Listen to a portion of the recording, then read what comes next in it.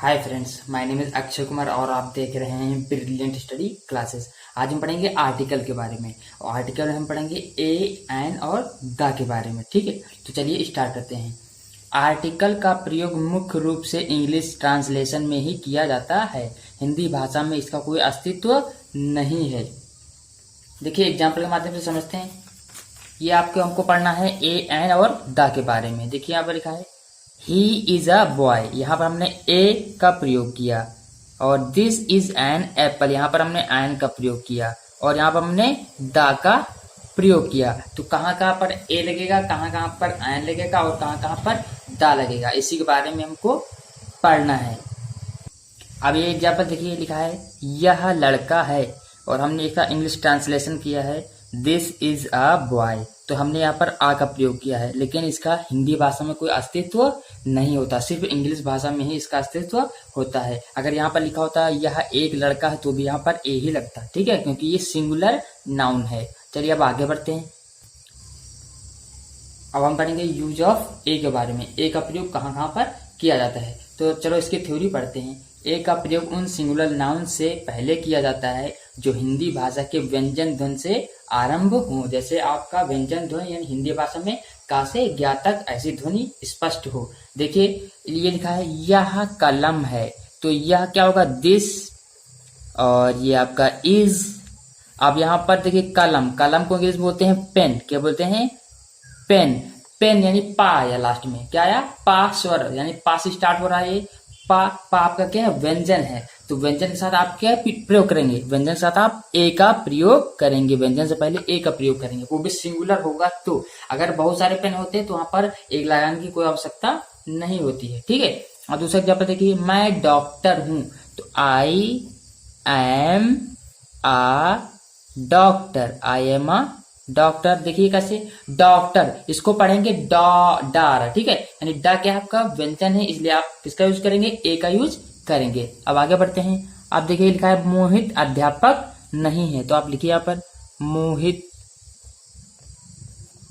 Is not a teacher. Mohit is not a teacher, क्योंकि singular है तो आप ए या फिर एन का प्रयोग करना ही यहाँ पर पड़ेगा। अगर टीचर्स होता तो इन्हें लगाने की कोई आवश्यकता नहीं होती। देखिए टा रहा है, टा के साथ किसका प्रयोग करेंगे? ए का प्रयोग करेंगे। अब देखिए एक और एग्जांपल लेते हैं।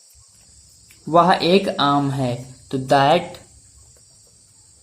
Is uh mango. देखिए यहाँ पर ए लिखा है, ए का एक का ए ही होगा, ठीक है। यहाँ पर मैंगो यानी माँ से स्टार्ट हो रहा है व्यंजन ध्वनि से, इसलिए ए का प्रयोग करेंगे। अब आगे बढ़ते हैं। Use of an. अब एन का प्रयोग देखते हैं। एन का प्रयोग उन सिंगुलर नाउन्स के साथ करते हैं जो हिंदी भाषा के स्वर ध्वनि से आरंभ होती हैं। स्वर ध्वनि यानी कि आ से लेकर आ तक की ध्वनि से आरंभ होते हैं, ठीक है। उन नाउन से पहले एन का प्रयोग करते हैं। देखिए यहाँ पर क्या लिखा है, यह एक सेब है, मैंने लिखा दिस इज एन एप्पल। देखिए एप्पल, अगर हम इसको ध्यान से देखें, एप्पल अगर इसको हम ऐसे लिखेंगे ना तो ये किससे स्टार्ट हो रहा है? इससे पढ़ेंगे ना, एप्पल पढ़ेंगे, तो ये क्या आपका? ये स्वर है, हिंदी भाषा का स्वर है, इसलिए आप किसका प्रयोग करेंगे? आप एन का प्रयोग करेंगे। अगर यहाँ पर व्यंजन होता तो आप ए का प्रयोग करते। मैं भारतीय हूं, यानी कि सिंगुलर है, सिंगुलर साथ क्या लगेगा? ए लगता है या फिर एन लगता है? आई एम क्या चीज? भारतीय। भारतीय क्या होता है? इंडियन। क्या होता है? Indian. I am a Indian, मैं एक भारतीय हूँ। यहाँ पर एक का बोध नहीं है, फिर भी हमने क्या बताया था, सिर्फ इसका इंग्लिश ट्रांसलेशन में ही प्रयोग होता है। आई एम एन इंडियन, ठीक है। ई आ रहा है, क्या आ रहा है? ई आ रहा है, देखिए ध्यान से ई आ रहा है। आगे देखिए, वह ईमानदार लड़का है, तो वह क्या होगा? He is an honest boy. He is an honest boy. देखिए आप ध्यान से, हमने एन लगाया है। एन कहाँ लगाया है? देखिए ये आपका क्या है? बॉय। क्या है? बॉय। और यहाँ पर आप देख सकते हैं ऑ, क्या इसको पढ़ेंगे? ऑनेस्ट, यानी ऐसे लिखते हैं ऑनेस्ट। तो ऑनेस्ट में ऑ क्या है आपका? क्या आपका? ये आपका स्वर है, स्वर के साथ हमेशा एन का प्रयोग करेंगे। अब आगे देखिए, यह एक आइसक्रीम है, यह एक आइसक्रीम है, यहाँ पर इट का प्रयोग भी कर सकते हैं। This is an ice cream. This is an ice cream. अब आगे बढ़ते हैं। अब हम पढ़ेंगे use of the.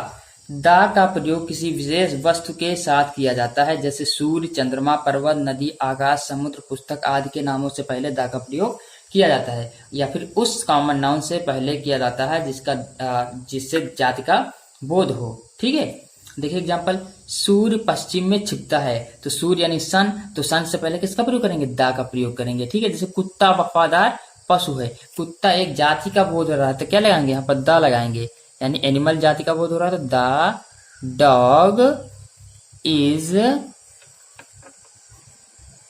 Faithful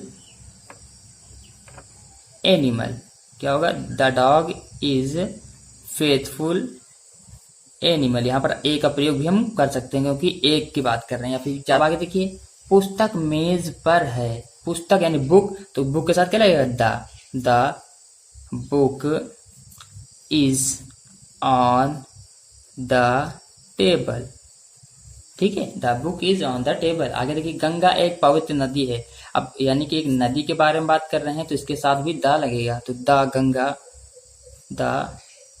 Ganga का जी कैपिटल होगा। The Ganga is a holy, क्या?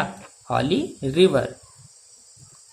The Ganga is a holy river. देखिए यहाँ पर हमने आ का भी प्रयोग किया, एक आर्टिकल ये भी लगाया है। तो इस आर्टिकल में देखिए क्या है? हॉली, यानी हा से स्टार्ट हो रहा है, यानी व्यंजन से स्टार्ट हो रहा है, उसके साथ ए का प्रयोग करें हैं। ठीक है, यानी ध्यान से सुनिए, ए एंड के प्रयोग में डिफरेंस क्या है?